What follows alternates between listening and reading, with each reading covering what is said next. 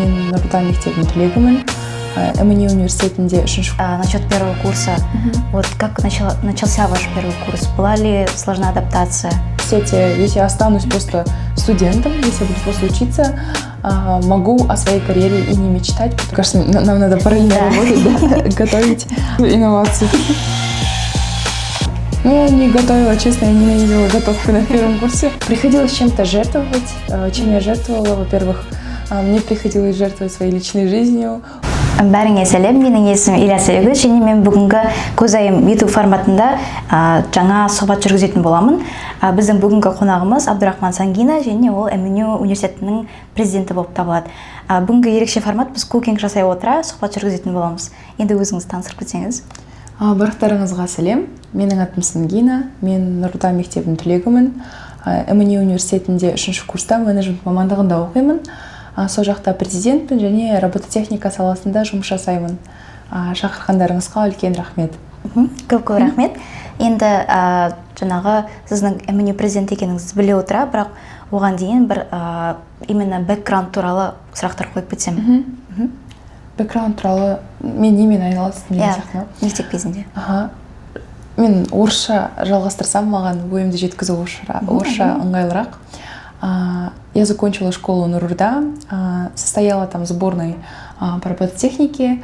Получается, была олимпиадницей по математике после поступления какое-то время. То есть тоже занимала призовые места на каких-то определенных международных олимпиадах, областных, республиканских.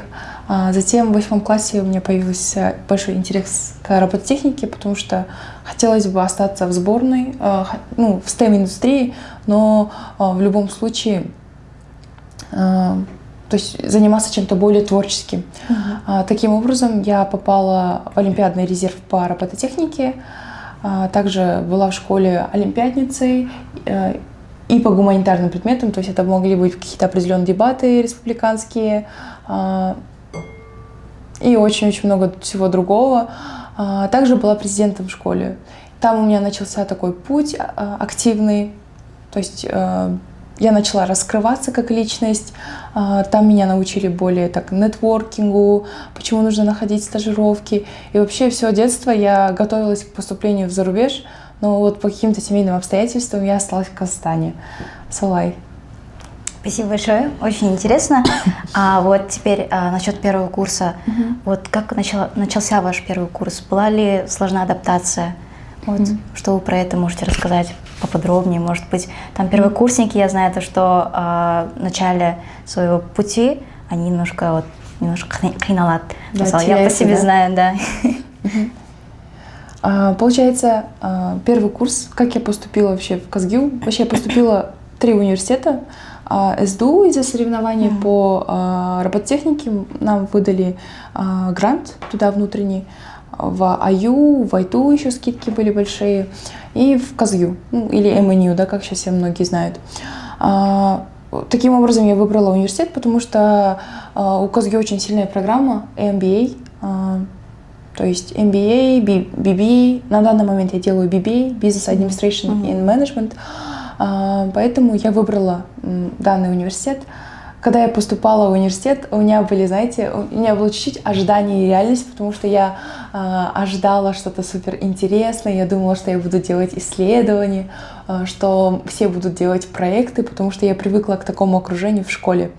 К сожалению, я столкнулась с большой реальностью, мне было некомфортно, половина моих близких друзей улетели за рубеж, половина денег, где-то 80-90% они до сих пор за рубежом. И поэтому мне было очень сложно с адаптацией, то, что все мои близкие уехали, я осталась одна в Казахстане. И тем более университет, там, мне было тесно, если честно, в университете, и я хотела искать какие-то новые возможности за университетом, и так и начался мой путь. Вот. Вот вы ранее упоминали то, что у вас был широкий бэкграунд в олимпиадах, робототехнике. Вот во время университета как вы начали совмещать все это? Например, это ведь сложно совмещать академическую часть учебы и, например, вот за пределами университета. Вот как у вас это получалось? Получается, вот когда я на первом курсе выяснила, что в университете, если я останусь просто студентом, если я буду просто учиться, могу о своей карьере и не мечтать, потому что менеджмент — это такая специальность, что ты должна регулярно искать стажировки, регулярно работать, находить новые проекты, так и прокачиваешься и строишь для себя хорошую карьеру. Поэтому я начала с того, что я решила, что пора начать работать сразу же на первом курсе, потому что опыт, очень практика особенная необходима, тем более, когда у тебя мейджор менеджмент. Поэтому хочу я, не хочу, мне приходилось совмещать. То есть приходилось чем-то жертвовать. Чем я жертвовала? Во-первых, мне приходилось жертвовать своей личной жизнью. У меня ее просто не было. То есть я не гуляла с друзьями часто, потому что я работала всегда, либо училась. Также иногда приходилось жертвовать сном, потому что очень много работы. Параллельно я делала исследовательские работы вне университета.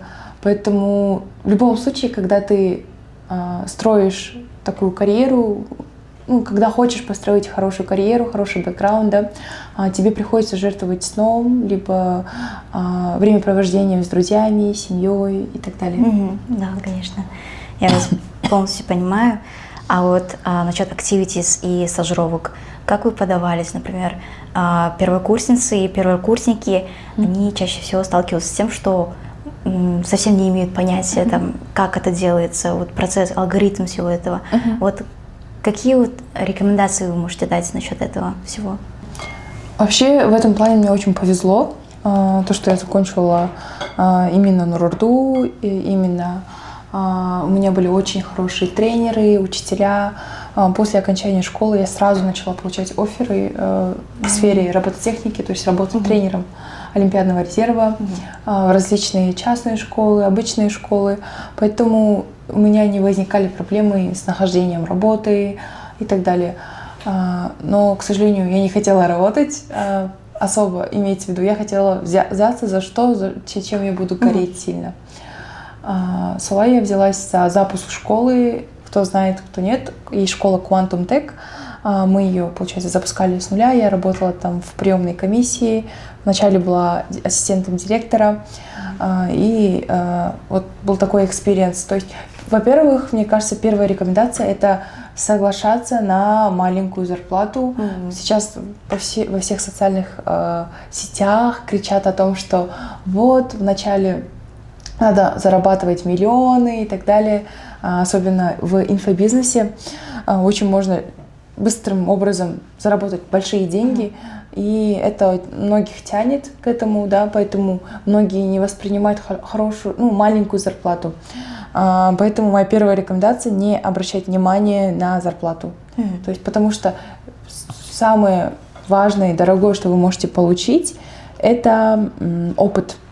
То есть этот опыт стоит больших денег потом вам в будущем. Допустим, я работала над запуском школы. Я думаю, что если я в будущем, дай бог, захочу открыть свою частную школу, у меня уже есть какой-то опыт, экспириенс. Я видела финотчеты, я видела, как работает вся система приемной комиссии, да, как вообще школа запускается, как их делят по департаментам.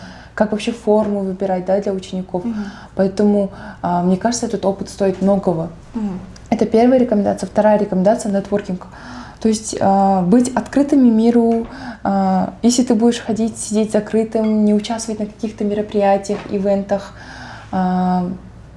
возможности себя не найдут. Поэтому надо регулярно посещать какие-то обучения, регулярно развиваться, ходить в зал, нетворкиться там. Получается, основная задача — это максимально нетворкиться, где можно.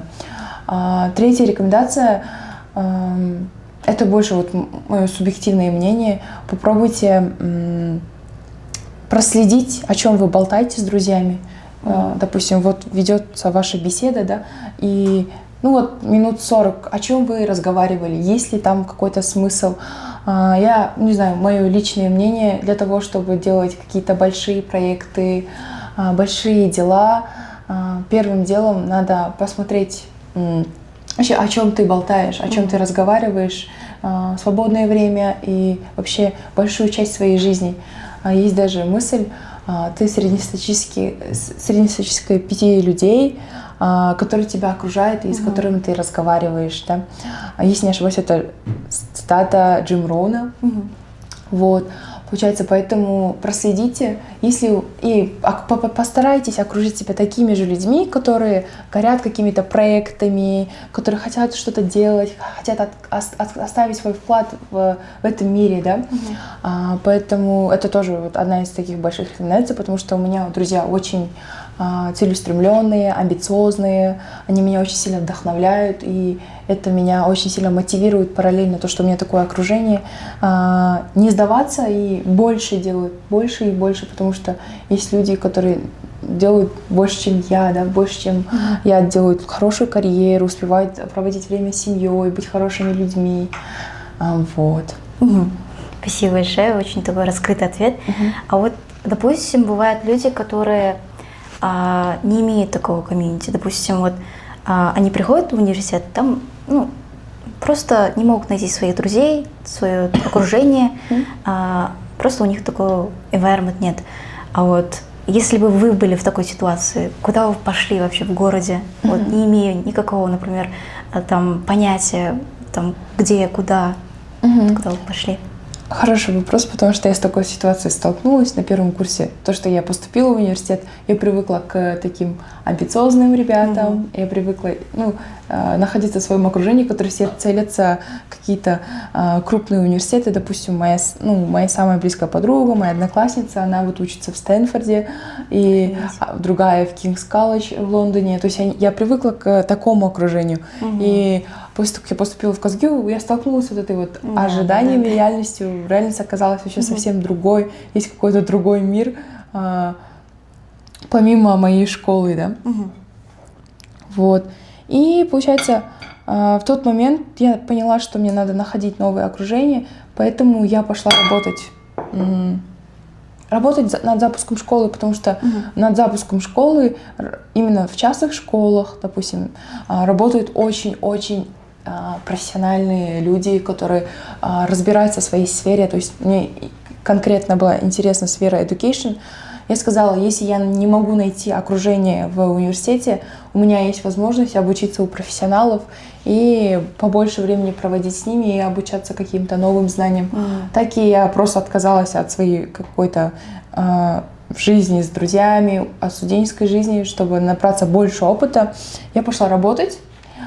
Честно, я там как губка впитывала все знания. Честно, это было очень интересный, насыщенный опыт, потому что днем я работала с 9 до 6 в приемной комиссии. Параллельно я там на пары ездила, готовилась к экзаменам, так как обычный стандартный университет. А в остальное время я вечером уже я делала исследовательскую работу. То есть, и все время я проводила супер умными, прошаренными людьми, так скажем, которые бесконечно делились знаниями. Я ходила, честно, с заметками и все записывала, потому что было очень много информации. Вот таким образом я как-то закрывала вот этот вот свой внутреннего маленького человека, меня, Сангину, которая хочет набираться больше опыта, знаний. И вот потом со временем, из-за того, что вот ты ходишь в такое окружение, где, конечно, люди постарше, потом ты начинаешь уже активно, как я и сказала, нужно участвовать на каких-то стажировках, форумы очень часто проходят. Подпишитесь на различные паблики в Телеграме, именно связанные с грантами, стажировками, и следите за дедлайнами. Очень много мероприятий проходят в Назарбайском университете. У меня друзей много с Назарбайского университета, потому что они делают очень много проектов.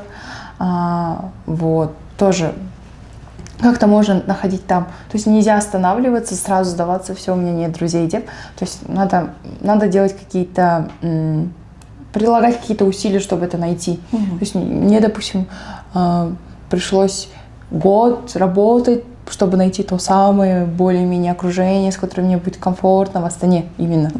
Вот. Так, что дальше у нас? Классно. Так, вот это надо перемешать. Все, я поделю.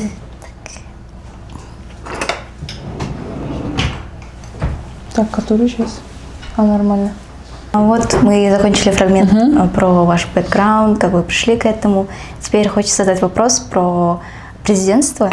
Ну вот, путь к этому, как вы пришли к этому, как вы решились на это? Ведь это же такая ответственность. Но вот вы говорили, то, что у вас опыт есть в Нур-Урде, вы тоже были президенткой. Вот МНЮ, вам это, например, не наскучило в Нур-Урде, например? Это же, наверное, очень сложно все это совмещать. Вы не побоялись еще раз взяться за это? Так, как я решилась? Вообще, с чего, когда я решила все-таки пойти в эту сферу, парламента университета, это было во втором курсе, я понимала, что да, я очень активна вне университета, но в университет как таковой я не делаю никакой вклад, я ничего не делаю, просто я вообще не активна, я ноунейм в университете. И, не знаю, меня это огорчало чуть-чуть. Поэтому я решила, что мне надо как-то где-то пробиться, где-то сделать что-то свое. Поэтому для меня, я очень свободолюбивый человек, мне надо, чтобы мне было побольше пространства, свободы, чтобы у меня была прямая связь с администрацией, чтобы я могла продвигать свои проекты. Таким образом, я пошла, отправилась на отбор, поступила в парламент университета. Вот так вот год проработала, семестр проработала во внешней политике, неплохо себя показала. Вообще, сразу скажу, чем занимается внешняя политика, в которой я состояла. Они отвечают за гостевые лекции, за работу с иностранными студентами. У нас очень много студентов, которые приходят по exchange-программе из-за рубежа. Также они отвечают за выбивание скидки, коллаборации с компаниями, университетами. Вот это все, это внешняя политика. Я туда вступила только. И я там неплохо себя показала. В конечном итоге дальше у нас в январе каждый год отбирается новый президент. Там я попала в предвыборную команду своего хорошего друга. И там мы, получается, начали продвигаться как команда, участвовать на выборах. Выиграли выборы, и там меня уже назначили хедом внешней политики. То есть я полностью отвечала за весь департамент. В моей команде было где-то 80 человек. 80 человек, получается. Мы организовывали различные мероприятия. Могу как пример то, что мы делали, рассказать. Мы делали гостевую лекцию с Алмазом Жали, делали гостевые лекции с Динарой Саджан. Также внедрили новый формат воркшопа, да, то есть мы делали, у нас как бы есть крупный департамент, факультет, да, в университете юридический, воркшопы вместе с крупными юристами, да, очень часто к нам приходят. У нас международные отношения, факультет тоже очень сильный, тоже приглашаем различных гостей и продвигаем данные мероприятия. Также, допустим, для карьерного мы делали с директором HR-департамента Hilton, то есть это опять-таки нахождение стажировок, то есть там ребята спрашивали, как можно попасть к вам на работу, да, как можно выбить у вас стажировку, да. И получается, таким образом мы делали именно больше уклон на opportunity, чтобы ребята студенты нашего университета могли находить стажировки в наших благодаря нашим мероприятиям. Вот весь уклон был направлен на это. Таким образом, летом выяснилось то, что меня убирают с поста хеда внешней политики, повышают до советника президента. Я была советником президента все время, получается, вот летом, в мае где-то примерно плюс-минус назначили, но потом, извиняюсь, получается, по семейным обстоятельствам наш президент ушел с университета, и было решено внутренним голосованием администрации, то, что вся власть передается мне, потому что я была советником президента, и была прямая, тесная связь с администрацией. Я очень хорошо общаюсь со всей администрацией, очень хорошие. Благодарю за это наш университет и такие возможности. И таким образом с сентября я стала президентом университета и начала работать уже как президент. Вот, то есть это я рассказала этап, как я пришла к этому. И я заранее извиняюсь за нашу готовку. Мы забыли растопить масло, поэтому он стоит комочками. Можно еще вилкой взбить чуть-чуть. Вилка алайын ба? Аласалай. Ана, Тут что прям комочки. Вот, другое дело. А вот у вас, например, есть ли мероприятия, которые вот открыты для, например, общего? Да, конечно. Мы гостевые лекции проводим, получается, для всех людей. То есть, если мы делаем какой-то воркшоп, либо гостевую лекцию, я своей командой пытаюсь максимально делать все эти мероприятия для всех студентов Астаны. Поэтому можете подписаться на наш аккаунт и следить, в принципе, потому что мы очень много мероприятий делаем. Вот. Мне кажется, это потому что будет интересно многим студентам, потому что МНЮ славится международные там какие-то connections, и поэтому, мне кажется, многие захотят как-то побывать в МНЮ. Потому что многие знают, что в НЮ, в Назарбаевском тоже проводятся такие лекции, семинары, всякие общие мероприятия. Мне кажется, МНЮ тоже ничем не отстает, поэтому, мне кажется, это нужно об этом знать. И да, приходите, у нас похожий формат, если честно. Мы тоже часто ходим на мероприятия Назарбаевского университета, имеем честную связь с ними и приглашаем тоже их. У нас тоже есть, допустим, МНЮ оркестр в университете, которые тоже регулярно дают концерты, МНЮ хор, которые тоже дают концерты общие, да, то есть можно прийти, поддержать. То же самое, что и в Назарбаевском университете. Да. Похожий формат. Вот что вы можете рассказать про недавно, вчерашнее мероприятие, про посвящение, как оно прошло? Кстати, у нас посвящение происходит нестандартным образом. У нас есть 4 факультета, и если в обычных посвящениях там приглашают хедлайнеров, затем делают какой-то концерт welcome party для первошей, да, у нас формат абсолютно отличается. Посвящение у нас проходит регулярно в Барыс-арене. Студентов делят по факультетам, на 3 факультета, и ребята конкретно посвящаются. То есть они целых 3 месяца готовятся к этому посвящению. Они готовят номера, есть, как бы, они делятся по, по направлениям. Допустим, первое направление они должны танцы подготовить, затем они должны подготовить социальный проект. Допустим, многие факультеты подарили семьи, нуждающим семьям квартиры, лингвисты обучали детей, да, английскому языку, нуждающимся. Также, допустим, факультет журналистики делали проекты, исследования в области именно дети, которые болеют аутизмом, да, получается, тоже делали исследования, помогали им, делали какие-то социальные проекты. Получается, это вот социалка. Есть театралка, то есть они ставят какую-то сценку какую-то, которая со смыслом, которая передает всю атмосферу. Каждый год выбирается какая-то определенная тематика. Допустим, в этом году тематика была AI, искусственный интеллект, потому что у нас в университете внедрили новый департамент, именно полностью фокусированный на искусственный интеллект, именно как его правильно пользоваться, да, и вот. Получается, вот так вот формат проходит, посвящение проходит в таком формате. 4 школы соревнуются между собой. Они целые 3 месяца готовятся, и вот в конце ноября они выступают. Вчера прошло масштабное мероприятие в нашем университете, посвящение 2025, да, в Барыс-арене. Мы очень много трудились, готовились к данному мероприятию. У нас, помимо того, что есть парламент университета, есть DSA, департамент студенческих дел, которые работают как раз-таки именно над такими крупными мероприятиями. И мы являемся их одним из таких активных волонтеров, то есть парламент университета. То есть мы все эти мероприятия проводим вместе. Поэтому 2 дня я почти не спала, честно. Получается, 2 дня мы вот приходим утром, мы должны наизусть знать все сектора, все, ну, как бы все вот это вот помещение.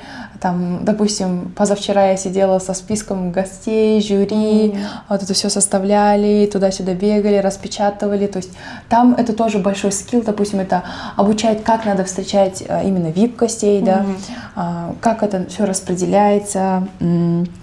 Так, что мы должны добавить? Так, муку потом. Муку, да? Вот, получается, ну это тоже помогает научиться чему-то новому. Допустим, потом приходит кейтеринг, которые составляют, делают фуршет. То есть надо правильно с ними разговаривать, да? Тоже очень интересный формат. Мне понравилось, но я очень сильно устала. Так мы 2 дня ходили в Варс-арене, готовили всю программу. Вчера вообще мы, получается, у нас есть флаг Казахстана в университете, который является самым большим флагом в Казахстане, насколько я знаю. И это тоже большой процесс выходить с этим флагом и открывать его. То есть вы представляете, с этой стороны, ну, с правой стороны флага там стоят человек 30, и с той стороны еще 30, и внизу в помещении должны ходить тоже люди, чтобы флаг двигался. То есть там для того, чтобы распустить этот флаг, уходит 150-200 человек. Над этим флагом люди. Получается, это тоже большой процесс, проконтролировать, чтобы это все было, чтобы все это произошло максимально ответственно, потому что присутствует очень классно, как бы сказать, присутствуют очень уважаемые гости, да, это министры, допустим, у нас вчера был Саясат Нурбек, Айдарбек Хожаназаров, да, это депутат Мажилиса Аймагамбетов, да, Асхат Аймагамбетов. То есть очень много различных спонсоров, и также приходят аламни, да, наши представители. Поэтому всегда очень-очень ответственная работа, очень опасная, ответственная. Поэтому мы не спали где-то несколько суток нормально, но это было классно, мне очень понравилось. Кстати, выиграла Международная школа экономики. Она, кстати, не та школа, которая каждый год выигрывает? Ну, это 4-кратные чемпионы у нас, вот они выигрывают уже 4-й раз. Да. Молодцы. И вот, очень интересно. Вообще, да, я знаю, что МНУ славится вот всякими мероприятиями высшего уровня. Я, честно, до сих пор в шоке, что они организовывают такого масштаба мероприятия именно в Барс-арене. И вот. А вообще, вот насчет тайм-менеджмента. Вы сказали, что 2 дня вот не спите. А вот вообще, как вы...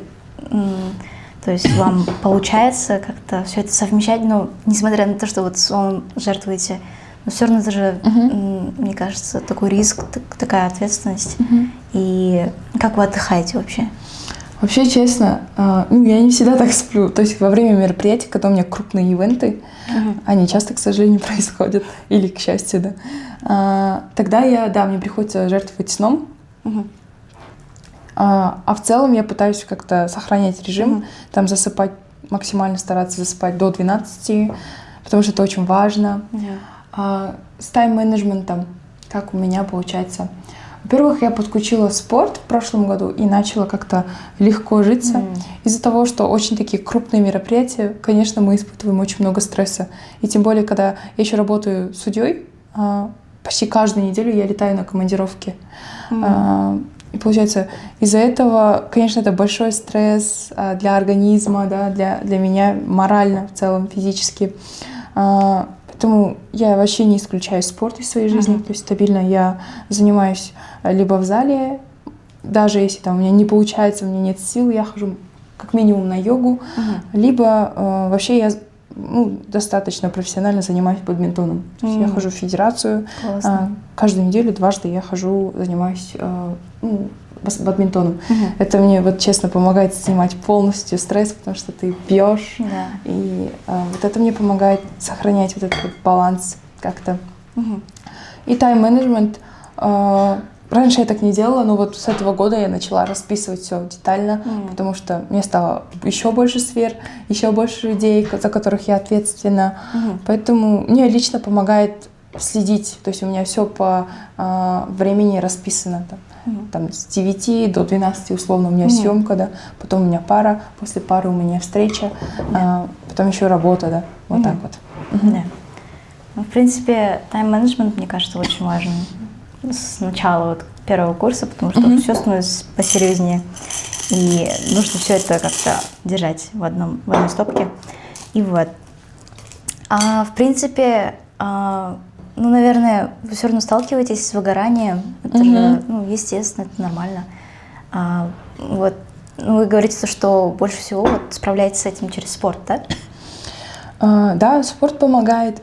Ну, иногда и спорт не помогает, потому что я настолько устаю, когда у тебя слишком много сфер, активная жизнь, да. Потому что параллельно я еще помогаю папе с его компанией, поэтому мне приходится периодически летать на переговоры в другой город. То есть в процессе там на один день... Ой, пописали. Получается, иногда приходится на один день полететь к папе там на какие-то переговоры. То есть я физически иногда выматываюсь из-за этих бесконечных перелетов, но нормально, терпимо. Что мне помогает? Честно, раз в год, ну, даже больше, ладно, дважды, трижды я летаю за границу. Я там конкретно улетаю за границу, не с родителями, не с семьей, просто с подругами. Я просто улетаю за рубеж, и мы договариваемся, мы не будем тратить деньги. Вот я студентам как лайфхак говорю, я не буду тратить деньги условно на шопинг, мы это договариваемся заранее. И когда мы туда летаем, то есть все наши, ну, как бы, весь наш бюджет уходит исключительно на трип. То есть я так получаю вдохновение, у меня как-то новое дыхание открывается. Именно во время путешествий мне очень помогает. Это вот на тот случай, когда мне уже все супер сильно плохо, вот мне надо уехать и нетяхта. Когда я хочу прям сбежать, потому что у меня сообщений очень много, меня в день долбят там по 50-60 раз мне пишут, да, потому что много-много проектов. Вот помогает путешествие, помогает спорт, избавиться от стресса. Иногда ничего из этого не помогает, поэтому иногда я просто закрываюсь дома и смотрю дорамы. Тоже как способ. Вот, так что способов на самом деле много. Но если у вас есть главная цель, то есть, ну, надо давать себе какой-то исключительный срок. Допустим, если я прям сильно устала, я даю себе неделю. Я говорю, я сегодня, вот, неделю я никому не буду отвечать. Я говорю, заранее предупреждаю, что вот не ищите меня неделю, мне надо отдохнуть. И потом прихожу в себя. Да? Ну, правильно.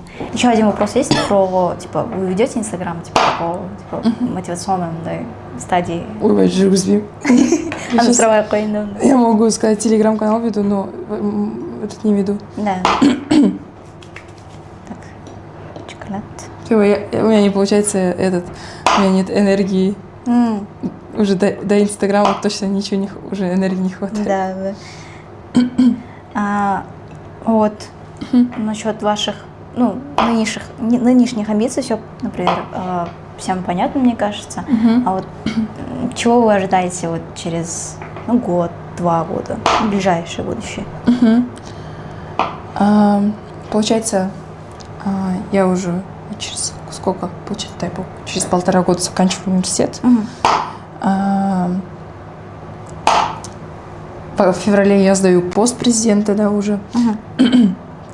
Поэтому вот один из первых планов — это Аман-Есен сдать свой пост.